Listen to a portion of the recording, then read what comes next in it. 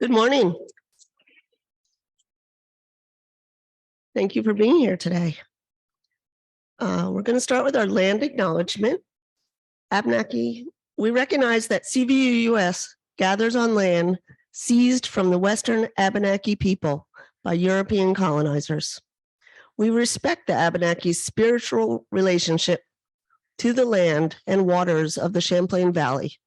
We are committed to building a peaceful and more just relationship with them and to promoting knowledge about their history and culture. Let us worship together.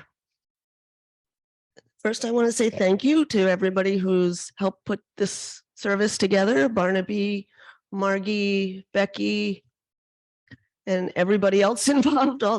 There's lots and lots of people who do lots and lots of things to make this happen, as I'm learning as a new worship associate. So thank you all, and thank you all for being here. I'm going to read an excerpt by Gordon B. McKeeman for our welcome. It says welcome and password. Okay, you hear me? I'm sorry, I'm going by this list. Do you want to do the song first? Yeah. So.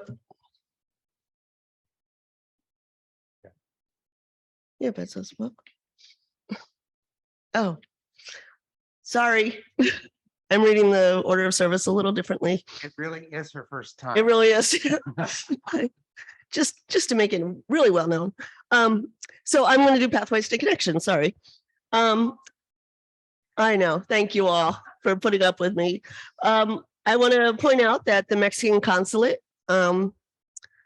is happening this coming weekend. If you are a Spanish speaker, you are especially welcome and encouraged to attend and to help out. Radical Love Party information, look for Barnaby or Mary Hadley downstairs at the coffee hour, the fellowship hall. I also want to point out that this coming Sunday, October 30th, is Kate Castor's memorial service for our beloved Kate. And lastly, we have our first birthday acknowledgement with cake at coffee hour. Hopefully monthly, we'll be able to make a cake and serve it to celebrate all our lovely birthdays. So thank you. And now we'll have our song.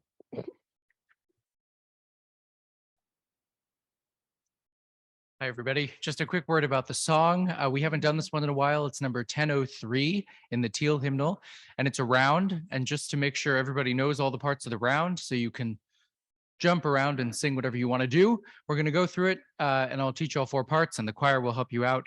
And then after that, you can sing whatever you want. So have fun.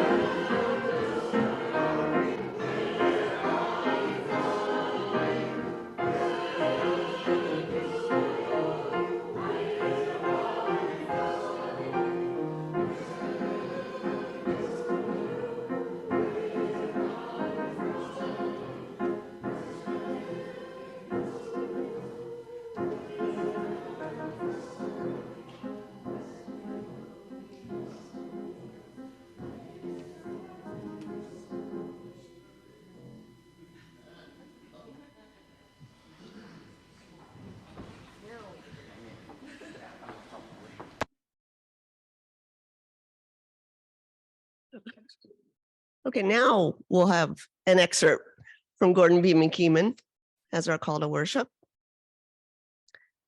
How does one address a mystery? Let us go cautiously then to the end of our certainty, to the boundary of all we know, to the rim of uncertainty, to the perimeter of the unknown which surrounds us. Simply be in the intimate presence of mystery, unashamed, unadorned, unafraid. And at the end, say, Amen.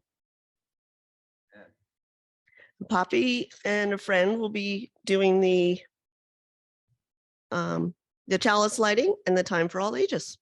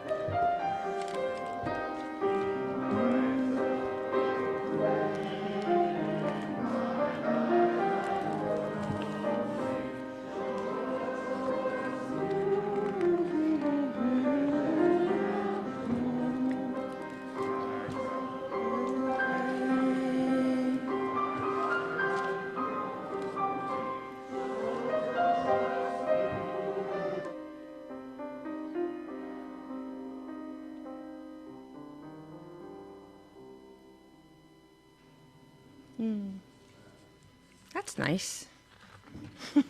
That's nice singing while we do the chalice lighting. So,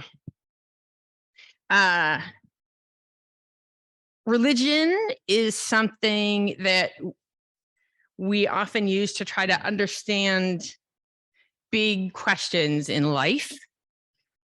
Things like where did we come from?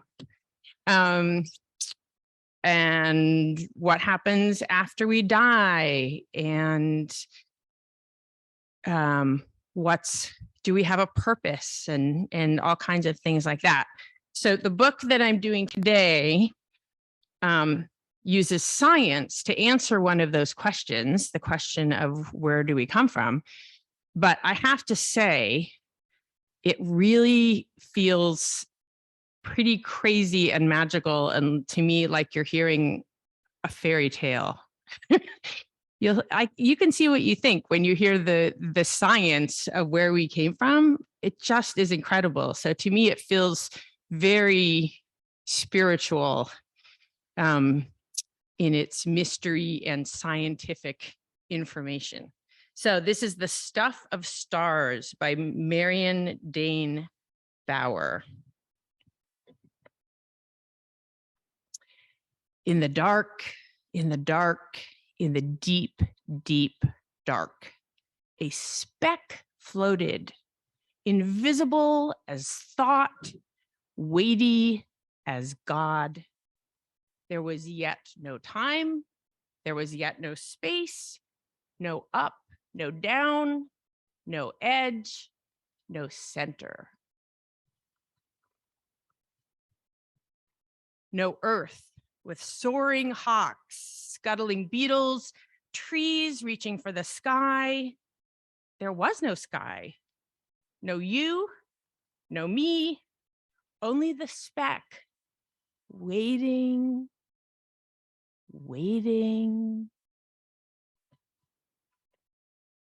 And then the beginning of all beginnings went bang.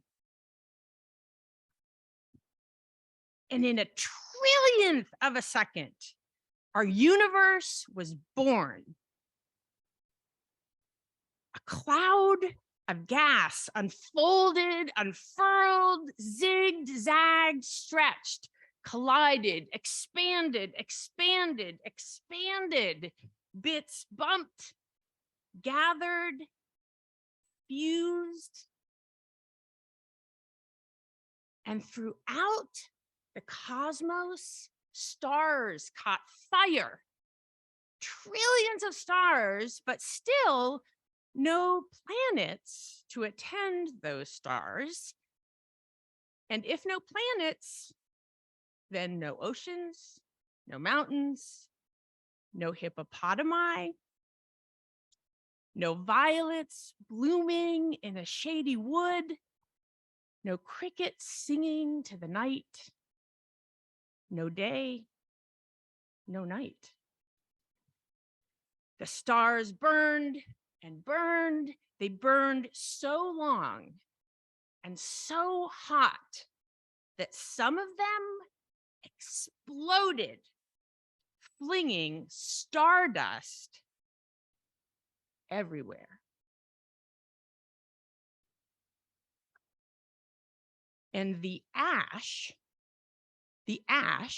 of those dying stars gathered into planets, and the planets circled other stars, but still no bluebirds, no butterflies, still no snails, no giraffes, still no you, still no me.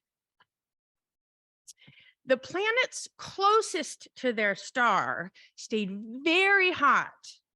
The ones far away grew very cold. But one lucky planet, any guesses?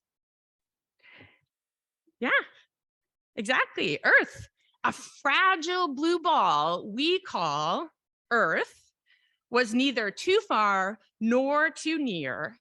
So it circled its yellow star, the one we call the sun, from just the right distance, with just the right tilt to be sometimes warm and sometimes cool, perfect for turning that starry stuff into mitochondria.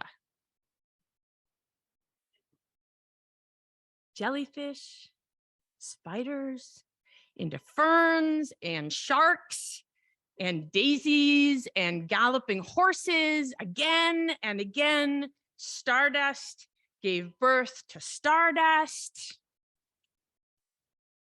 Dinosaurs lived and died, making room for humans. Our great, great, great grandparents and all before them lived and died, making room for more and more children. Then one day in the dark, in the dark, in the deep, deep dark, another speck floated, invisible as dreams and special as love, waiting, waiting, dividing, changing, growing, until at last, you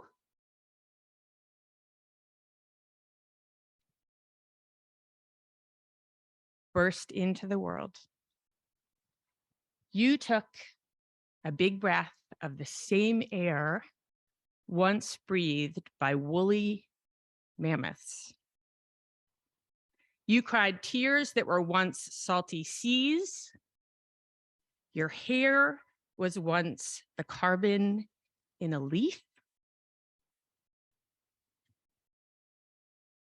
You and the velvet moss and the caterpillars and the lions, you and the singing whales, the larks, the frogs, you and me, loving you, all of us, the stuff of stars. So how far out is that? I mean, right? Like, how is that possible? That's the science. That's crazy. It's amazing.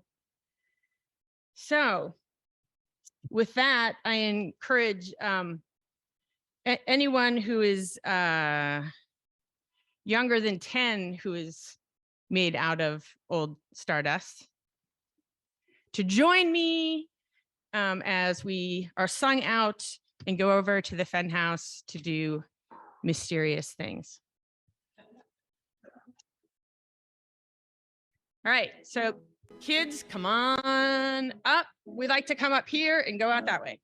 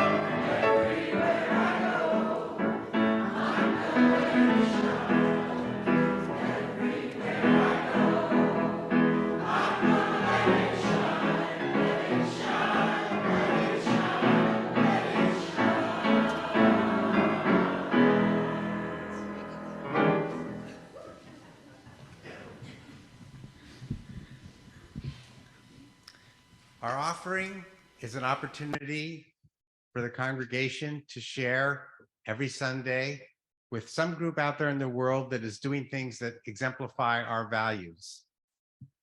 The donations team, meeting collectively, talks about all the many worthy causes and chooses who we're going to support. And a couple of months ago, looking ahead to the fact that Vermont was going to be voting on a reproductive liberty amendment to its constitution, decided that we wanted to do something that fell in line with groups that are working to support the values behind that amendment. Now, we recognize that not everybody agrees with the exact wording of the amendment. We have some signs supporting the amendment. I have some to give away if anybody wants them personally. The board has not decided yet whether to put one of those signs in front of the congregation. We're going to talk about that. It's very much in line with what the Unitarian Universalist denomination has voted on several times to support. So we may end up doing that. But anyway, the donations team felt we wanted to find something that spoke to even larger values. And one of the larger values is that everybody should be treated fairly and equally. And Bridget Alliance is the organization that we're supporting. And what they do is they give transportation to people who've decided that their choice for reproductive liberty is to not have a child at this time. It may be because their life is threatened or the child's life is threatened. Whatever their decision is, it's their decision. And in our society, rich people get to make those decisions and nothing happens. They do whatever they want. They go wherever they want. Poor people are often stuck without really being able to make that choice. Bridget Alliance levels the playing field by saying everybody who has made the decision to not have a baby at this time for one reason or another is able to get abortion services to protect their health. So if you believe that everybody should be in the same place in terms of access to a reproductive liberty right, we invite you to be as generous as you can in supporting Bridget Alliance as we take this offering.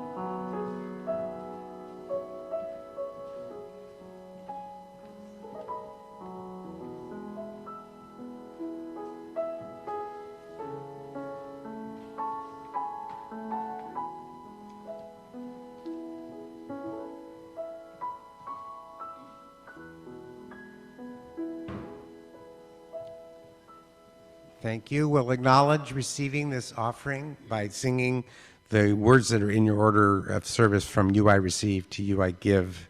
Together we share, from this we live. That's not in order of service, but it will be up there. And it's hymn 402. Ronnie will play it through for you once. A lot of you know it, but we always have visitors.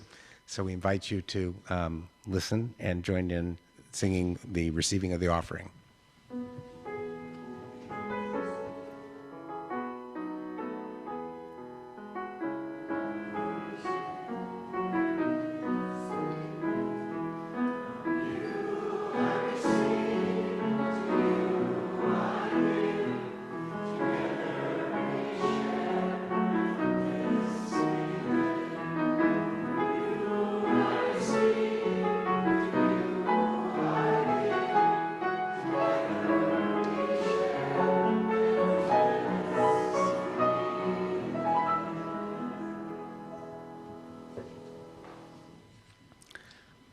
I have a number of milestones and passages to share with you this week, and I didn't see any in the basket put there at the last minute. If there's one buried there, forgive me for not seeing it.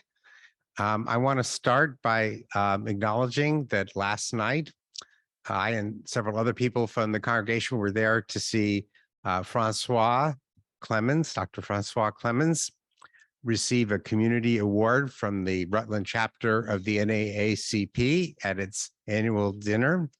And as part of receiving that award, Francois sang the living daylights out of "Give Me a Little Time to Pray" for people. And I have to say, I told Francois, I was at the back of the room. I felt he was singing all the way to me at the back of the room, and that his voice isn't exactly what it was when I first came here 11 years ago, but his heart has expanded so much that he's a better singer than ever. It was just beautiful. So thank you. We're so proud of you, Francois, and it was a great event to be at. I wanted to mention that Paige Schley, very quiet member of the congregation, who's turning 88 in December, just moved this past week to Sewanee, Tennessee, to live near her youngest daughter. Her brother, I think, is in Nashville, also down that direction. She asked to be remembered to this community. She said, I'm a Navy kid. I've been moving all my life. So this is going to be something I can handle, and it's good to be with family. And she asked not only to be remembered, but also that her dear friend Louise Mosher, who made it, I think, to 98 or something like that before she died a few years ago, was the one who brought her to this congregation. And she said, "Change is good." So Paige, bon voyage. I received news this week, as some of you may have as well, that Thomas Jackson's brain tumor has come back after a pretty healthy remission when even that seemed impossible. And this is a very difficult time for the family. You who are new probably don't know Tom. He was the head of the worship team when I arrived. But moved on to find his true spiritual heart in Buddhism. And part of what we're here for is to help people on their spiritual journey. So it's a success when people end up where they're supposed to be, even if it's not here. But Thomas and his wife, Melissa Hammerly, remain dear friends of the congregation. And there's a GoFundMe campaign to support them through this. If you would like to support that campaign, you can contact me and I'll get you the information, or contact Teresa Gleason, another congregant who some of you newcomers may not know, who's kind of serving as a point person for this. But our prayers and great thoughts are with Thomas and Melissa as they go through the next stage of this hard disease. Finally, some happy birthday news. First, I got a card from Dee Carroll saying that she celebrated an unnumbered birthday Thursday night, and the choir sang happy birthday to her. So that got things started in a good note, and it ended with a family dinner also in a good note. So I can see from Dee's smile that it's been a good week and she's ready for the next year. And I just wanted to point out one other birthday. Someone a lot of you may never meet is our sexton, Keith Rickerby. And his birthday is today. So if you happen to be around the congregation later today and you bump into Keith cleaning, just say happy birthday to him. He's always very appreciative of being noticed because so much of his work is done when no one's around. So for all the people who've had birthdays that we've noticed and the ones we haven't noticed, there is going to be this birthday cake downstairs because Donna had this great idea of celebrating a month's worth of birthdays at a time at a coffee hour each month by baking. And she came over and made it with my wife, Michelle, on Friday. So I had a taste. I have to say more than one. And I can say it'll be well worth your time to go to coffee hour. There's always unspoken milestones and joys and concerns. We leave a time of silence for those. And I invite you into meditation or prayer or whatever works for you to locate where your heart is this morning.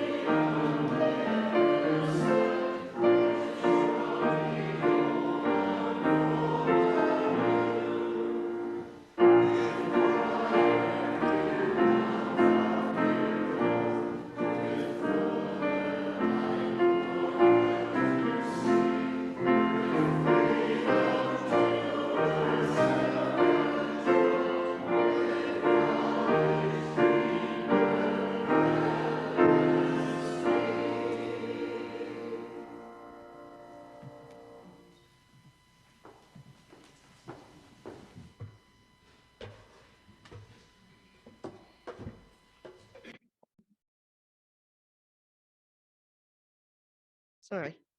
Here we go. Our first reading, an excerpt from a memoir by Lulu Miller, a National Public Radio science reporter, refers to her father, a biochemist, and On the Origin of Species, the work published in 1859 by Charles Darwin that brought the theory that all life on Earth developed from common ancestors through a process of evolution to widespread public attention. Although Darwin sought to avoid any discussion of religion, the book was widely seen as justifying atheism. Why Fish Don't Exist by Lulu Miller. Excerpt. There is a grandeur in this view, scolds a quote from Darwin over my dad's desk at his lab. The words are written in looping brown calligraphy, enclosed in a varnished wooden frame. The quote comes from the last sentence of On the Origin of Species. It is Darwin's sweet nothing, his apology for deflowering the world of its God, his promise that there is grandeur. If you look hard enough, you'll find it. But sometimes it felt like an accusation. If you can't see it, shame on you. Our next reading is actually a video, and Barnaby is going to introduce us.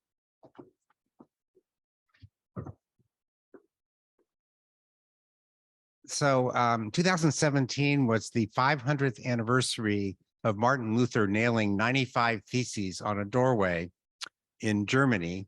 And these 95 theses questioned the corruption of the Catholic Church, which had been selling indulgences. There was a desperate need for money in Rome, and they were grabbing it all over Europe by saying, if you pay us X amount, you'll get to go straight to heaven and you'll avoid penalties for different sins. And it got really, really out of hand how much they were doing it. And a lot of people became offended by this corruption. And he wrote these theses, which would have probably faded away without any notice, except for the fact that the printing press had been invented only a few years earlier. And some other people saw these theses and translated them into everyday German and spread them all around Germany. And the Protestant Reformation began. The whole church was torn apart because of this combination of a new view of religion and a new technology. So for the 500th anniversary of this, a church in Germany created this robot, which you're about to see, and for a new merging of technology and religion. The name of the robot is Bless You Too. Hello, bonjour. Kann ich Sie segnen? Can I bless you? Bitte wählen Sie eine Sprache. Please choose a language. Hi and welcome. It's nice to meet you. Would you like to be blessed by a female or a male voice? Male voice. Fine. Which blessing do you need? Renewal.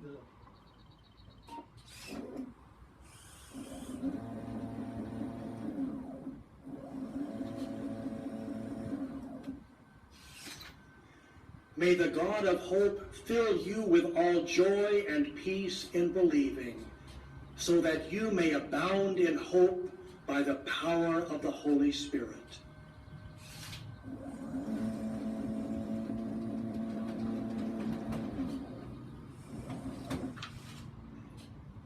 Go forth in the peace of God.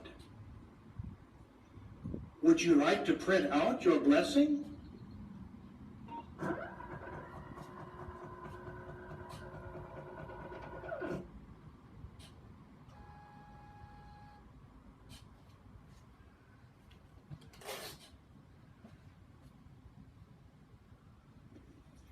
Thank you for your visit, and goodbye.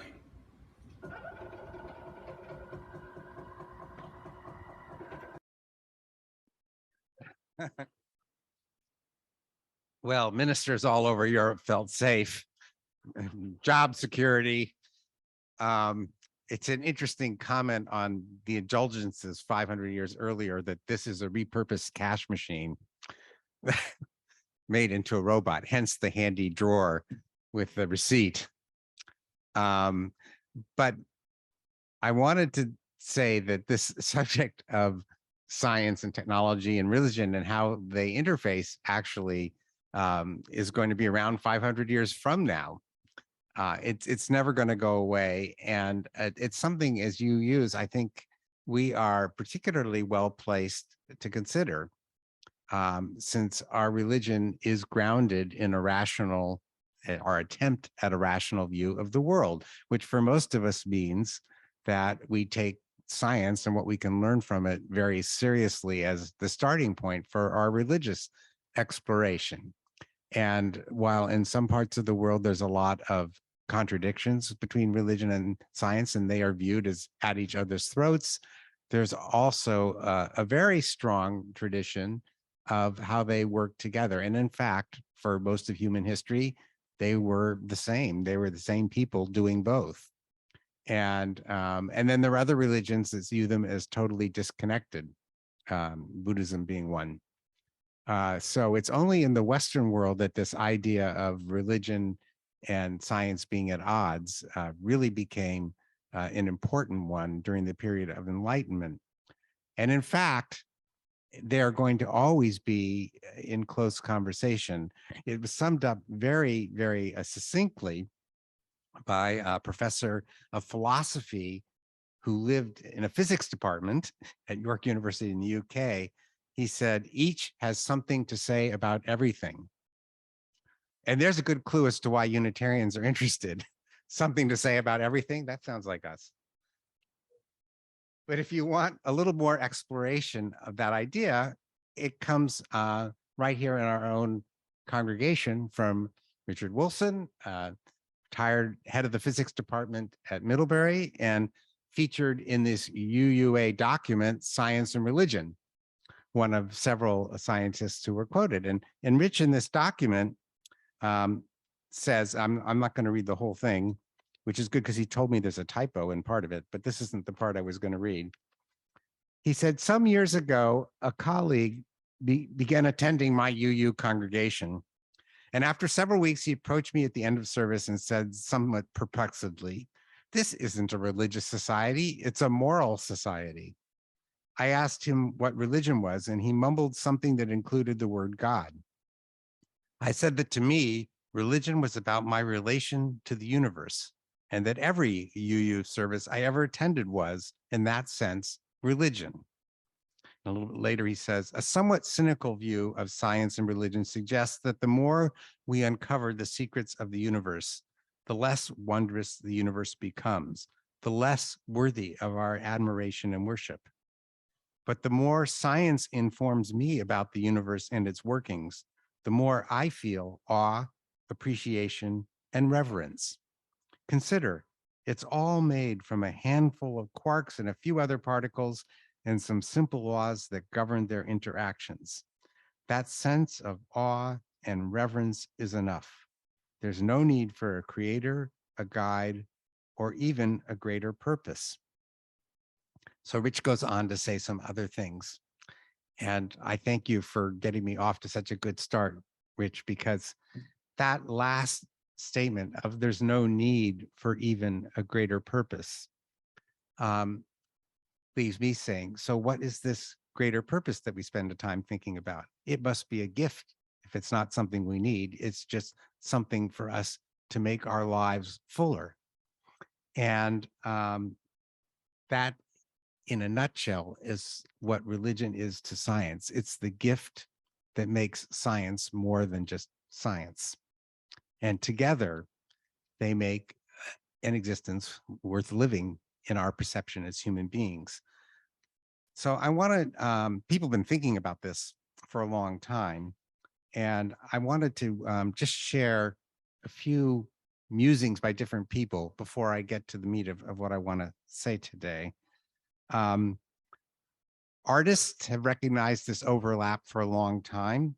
Arthur C. Clarke, science fiction writer, has a character in one of his books say, finally, I would like to assure my many Buddhist, Christian, Hindu, Jewish, and Muslim friends that I am sincerely happy that the religion which chance has given you contributed to your peace of mind, and often, as Western medical science now reluctantly admits, your physical well-being. Perhaps it is better to be unsane and happy than sane and unhappy. But it is the best of all to be sane and happy. Whether our descendants can achieve that goal will be the greatest challenge of the future. Indeed, it may well decide whether we have any future. In addition to the artists who've often observed this close joining, of course, there are a lot of scientists. Einstein famously said, "Science without religion is lame. Religion without science is blind." He also said, "All religions, arts, and sciences are branches of the same tree.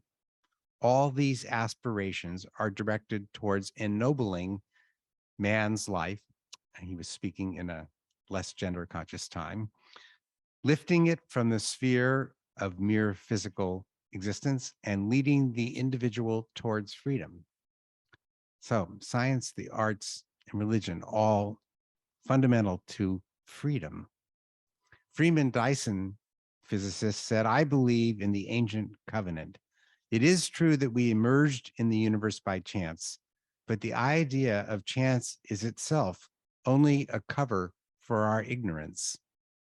I do not feel like an alien in this universe. The more I examine the universe and the details of its architecture, the more evidence I find that the universe, in some sense, must have known we were coming."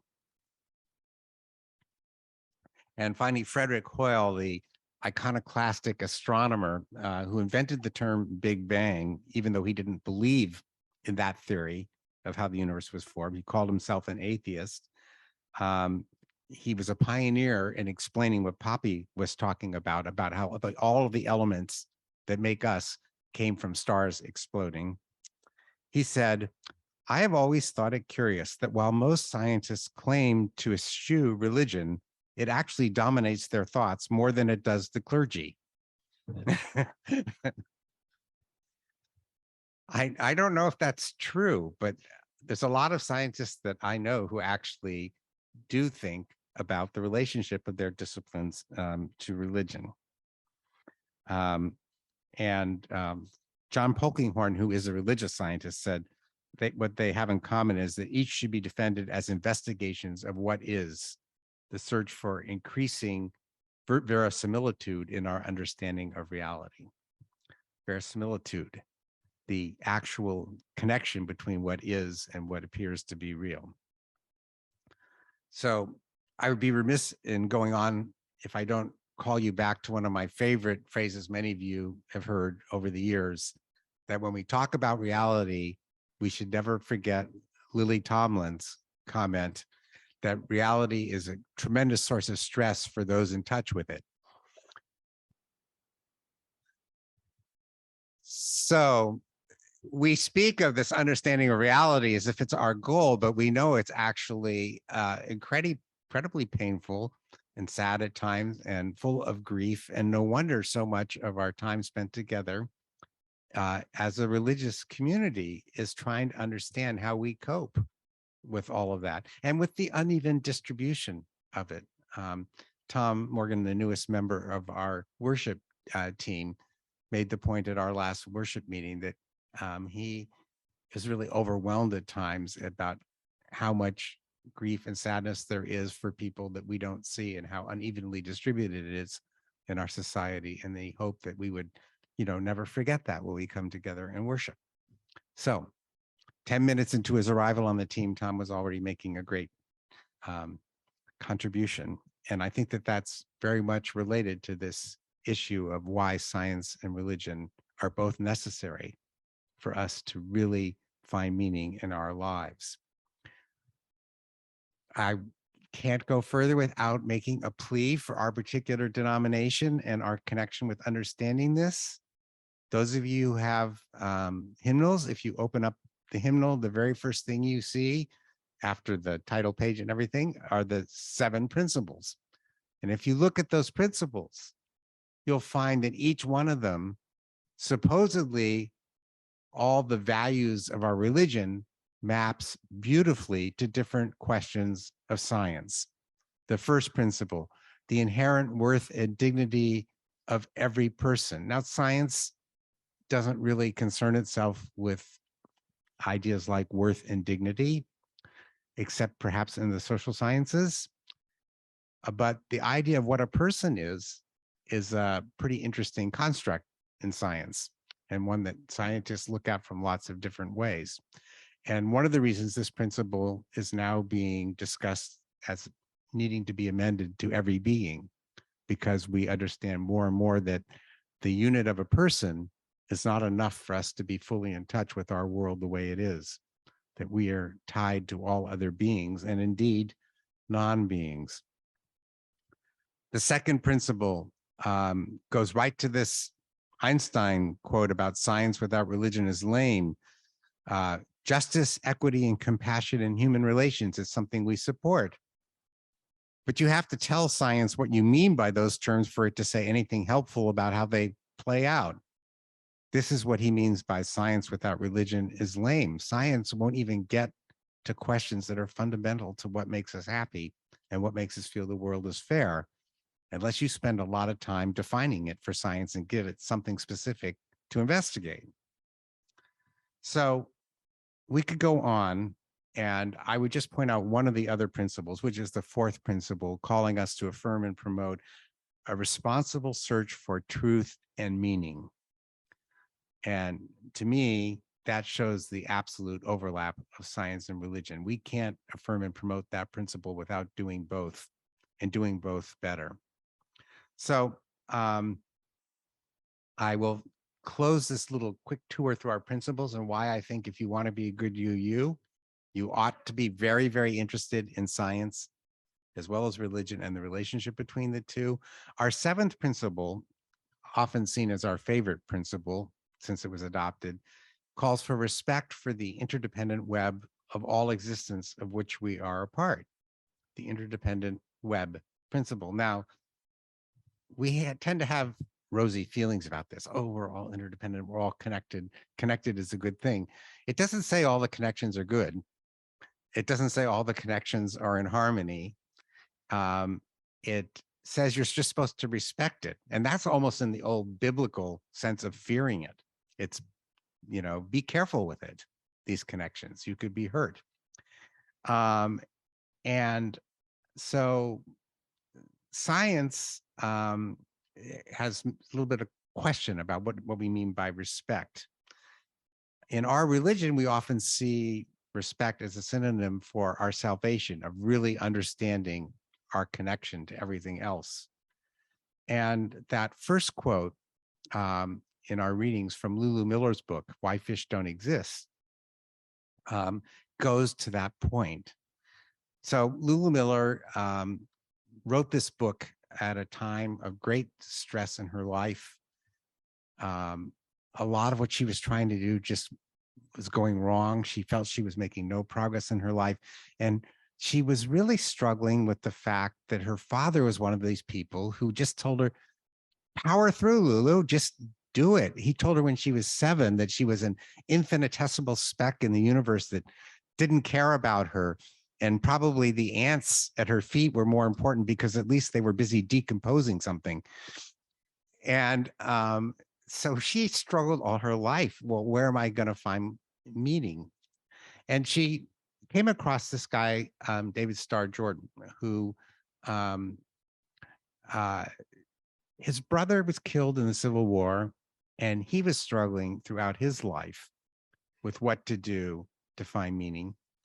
And he found it in the teachings of Louis Agassiz, one of the pioneering naturalists at Harvard University.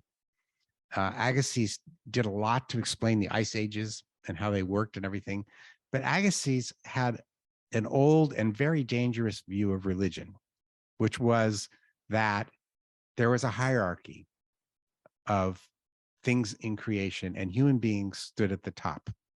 And among human beings, there was a hierarchy. And he taught that the more you study the hierarchy, the better you understand God. And this got David Starr Jordan started on looking at fish because he heard Agassiz give a prayer about this view of the world just before Agassiz died at a conference they held off of Nantucket on an island. And so this farm boy got interested in fish and he started collecting, and he ended up having the most amazing collection of fish ever accumulated by an individual. And he at one point was responsible for finding and naming 25% of all of the known species at the time. But what attracted Lulu Miller's attention was that several times his collection was destroyed by fire, by lightning. And the last time, when he was then the president of Stanford University, by the 1906 earthquake in San Francisco, which just leveled everything. And he went into his lab and his specimens were scattered all over and they were separated from all the tags. And it was like a lifetime's worth of work destroyed for the third time. And he started getting the ones he recognized, finding the tags and sewing them onto the fish and getting other people to do them, and ended up recovering half or more of his samples.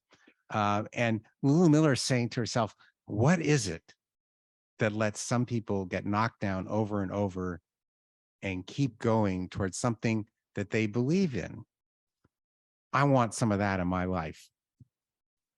Now, I won't tell you too much about the rest of the book, except that she discovers that that can't be the complete answer and that she needs something that goes beyond this dedication to something in science. And then the final irony is, after she's gone through all of this, she learns about the rise of the cladists. That's CLADDIST.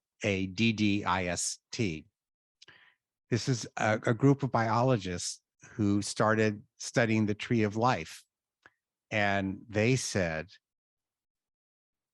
one of the things we're discovering about the tree of life is that people like David Starr Jordan made a terrible mistake. And the mistake they made was judging from the outside. They thought that everything with fins in the sea was the same thing, which they called fish. And in fact, when you start looking at the things that biologists look at now to find proximity on the tree of life, other structures inside the animal, and the way, why I should have Mark give this part of this, this sermon, because he knows so much more about it than I do. But the fact is that almost all the fish in the sea are more closely related to something on land or other forms of life than they are everything that they're classified with as fish.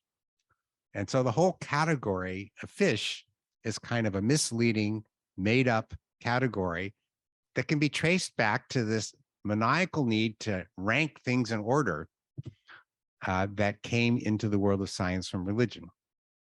So you could understand why some people feel that the two are at odds. But what we have here is bad religion and bad science, not good religion and good science. And our role as UUs is to look for the latter and see what we can do to bring them together. And there is so much for us to work with. So and just in closing, I want to just talk about two things that are going on in science right now that I think justify the awe and the reverence that Rich and Poppy were both talking about. I don't understand either of these things very well. So that's your guarantee that I can't talk about them for very long. I can only give you the headlines. So the first thing is, you've all heard of black holes, I think. And some of you understand them as these objects in space that collapse on themselves, and gravity is so powerful that even light can't escape, is the old model.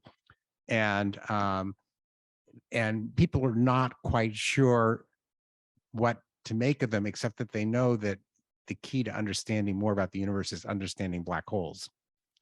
And recently, starting in the 1990s, actually, people began speculating there actually is a connection between black holes and a couple of other things that we just don't understand. One is the real nature of gravity, and the other is a phenomenon called entanglement. Now, I'll try to get entanglement across to you, but I will say this: if you don't know anything about entanglement, read up on it and keep reading up on it, and eventually some of it will start to make sense. But this is a very important concept, and this is at the subatomic level. You have probabilities of things, not actual locations and or whatever. And I mean, when you measure them, measuring one thing automatically tells you what a thing that's paired with it is. It'll be the opposite or usually it's the opposite. If the charge goes one way in one, the charge goes the other way on the other, even though they're not connected. And Einstein hated this. He called it spooky action at a distance, and it made no sense to him. And so for a long time, people had this idea that what happens at the subatomic level is totally divorced from what happens on the level in which we live. And now there are theories about black holes not being exactly what we thought, and that everything that collapses into the black hole gets totally disassociated. So you could never figure out what it was. If a cat goes in there, you'll never find anything you can look at that would allow you to reassemble a cat. However, as it collapses, the theory is now, it is paired with something on the outside, which you can read so that the information that's lost in the black hole is never lost to the universe. Lots of implications of that. We're just beginning to understand it. It's raising fascinating questions. And anybody who's interested in the nature of religion, which is all about entanglement in one way or another, should be interested in what we can learn from this science. The other area I'm very excited about is that there is a lot more research going on the language of living things, especially animals, but also the ways that plants talk to each other and everything like that. And in the past, our approach was, let's do a lot of tests saying things to them and giving them clues and seeing how much they understand us. And now, thanks to the power of computers to just listen and listen and listen and listen and look for patterns, we're starting to get the capability to say, well, what might they be saying to each other? And this is creating a whole different parity, not P-A-R-O-D-Y, P-A-R-I-T-Y, a whole different parity between the different forms of life, which I think suits our seventh principle beautifully and opens up a lot of exciting areas for thinking about science and religion. So I just leave you with those two sketches of important things that are going on in science today that should convince you that we want to remain a religion of science and religion, not science against religion, not looking for the one to diminish the other, because I think if you look at them, we will flourish with all of them, and we won't have any problem answering Darwin's request that we see a grandeur in the world that science is bringing to us. So I'm going to be picking up some of these themes and going a little more deeply into them in November. There's way too much to say, but I hope I've given you something to think about, or at least confidence that when you come together in this community, we're on the right trail in our respect for both of these domains. Blessed be and amen. Now, Ronnie and I have a contest going to see who can remind each other the most. There's going to be a blood drive in here this week. And at the end of the service, we need everybody to help us move the chairs to the edge. We may remind you even once more, Laura twice asked us to do this in the past, and both of us forgot each time. So we're determined to get that message out and to get those chairs out at the end. Ronnie.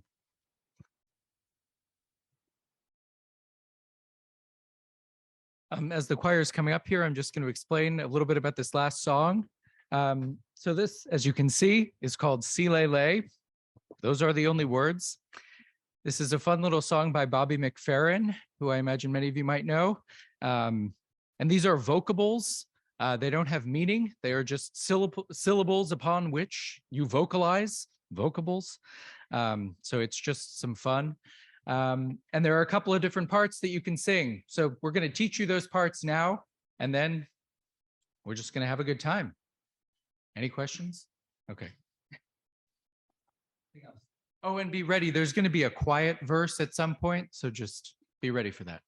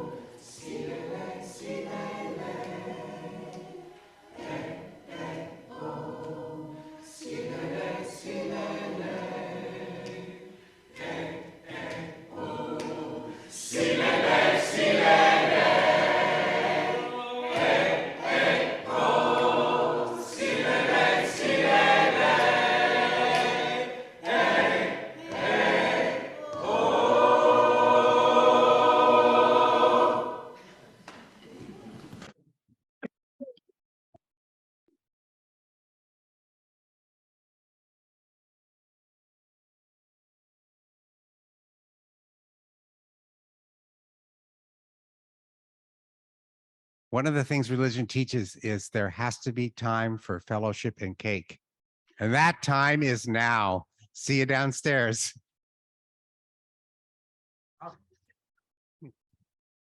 Fellowship and cake, it's always after the chairs are moved.